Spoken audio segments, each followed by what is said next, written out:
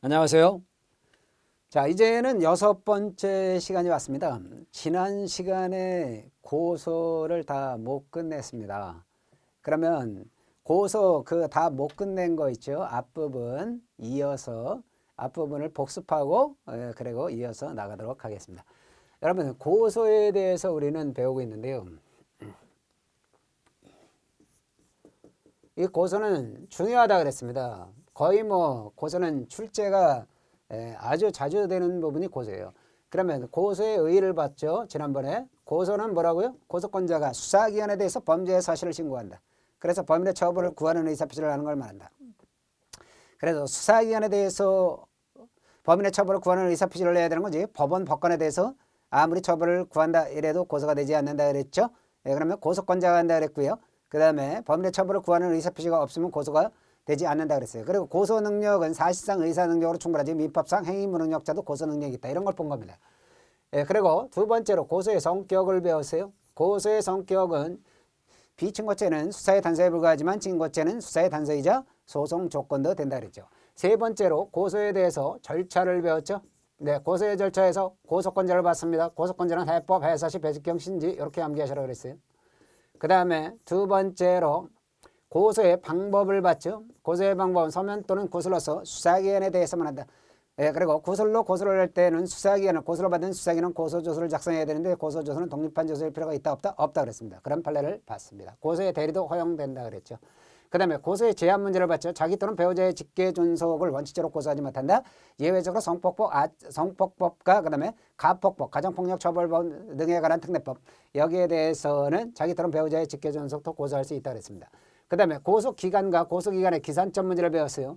고소기간은 비친고죄는 제한이 없지만 친고죄의 경우는 제한이 있다 그랬죠. 범인을 알게 된 날부터 6개월 이내에 고소해야 된다 그랬습니다. 그리고 고소기간의 기산점은 원칙적으로 범인을 알게 된 날로부터 기산된다. 여기서 범인을 알게 된다는 건 뭐예요? 범죄 사실과 범인에 대해서 확정적 인식이 있어야 된다는 거. 그런 것들을 배운 것입니다. 그 다음에 네 번째로 고소의 효과를 배웠죠. 고소의 효과가 뭐예요? 고소 불가분의 원칙이라고 그랬어요. 여기에는 객관적 불가분의 원칙, 주관적 불가분의 원칙을 배웠습니다. 그러면 고소의 효과로서 고소 불가분의 원칙은 어디에만 인정된다는 거죠?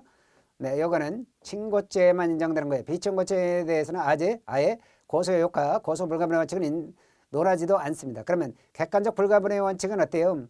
친고죄라 해야 되고 일부에 대한 고소나 고소 취소의 여러 건 일죄 전부에 미친다는 거죠. 그리고 모친동에 대해서 과형사 일죄 각 부분이 모두 친고죄 이거 피해자가 동일한 경우에만 객관적 불가분의 원칙이 적용된다. 이런 걸 배웠습니다. 그리고 주관적 불가분의 원칙에 대해서는 뭐예요? 이건 주관적 불가분의 원칙은 사람에 대한 거다. 친고죄 공범적 1인 또는 수인에 대한 고소나 고소 취소에 여러 건 고소 취소하지 않은 다른 사람에게도 미친다 그랬습니다. 그래서 주관적 불가분의 원칙이 적용되는 경우에는 이 절대적 친고죄의 공범인 경우는 주관적 불가분의 원칙이 적용돼요. 그런데 상대적 친고죄인 친족 상들에는 모두 신분관계가 있다면 어때요? 그런 게는 주관적 불가분의 원칙이 적용되지만 일부는 신분자, 일부는 비신분자일 때는 적용되지 않는다 그랬습니다. 그 다음에 반의사 불벌죄의 주관적 불가분의 원칙이 적용돼야 하는데 안 된다 그랬어요.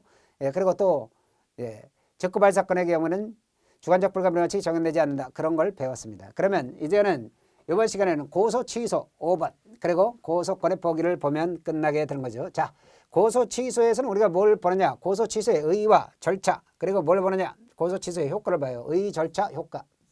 고소 취소의 의의를 보고요. 그 다음에 절차를 보고 그 다음에 고소 취소의 효과를 보면 끝납니다. 그리고 고소권의 포기를 보면 고소가 끝나는 겁니다. 자, 고소 취소의 절차 보고 고소 취소의 효과까지 보면 끝나요. 그런데 페이지가 꽤 많죠, 그렇죠? 네, 그래서 이 고소 취소에 관한 것도요.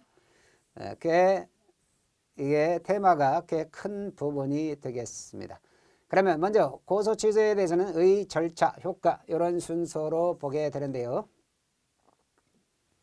자, 고소 취소에 대해서는 고소 취소의 의의가 뭐냐 이런 걸 보고요. 뜻을 보고 그 다음에 고소 취소의 절차를 보고요. 고소 취소의 효과를 보게 됩니다. 그러면 자, 고소 취소의 의의를 먼저 보시죠.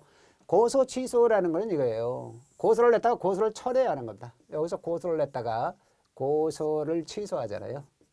그러면 취소를 하게 되면 이 취소는 형사소송법에서 취소는 무조건 철회의 뜻이 있다 이렇게 생각하면 돼요.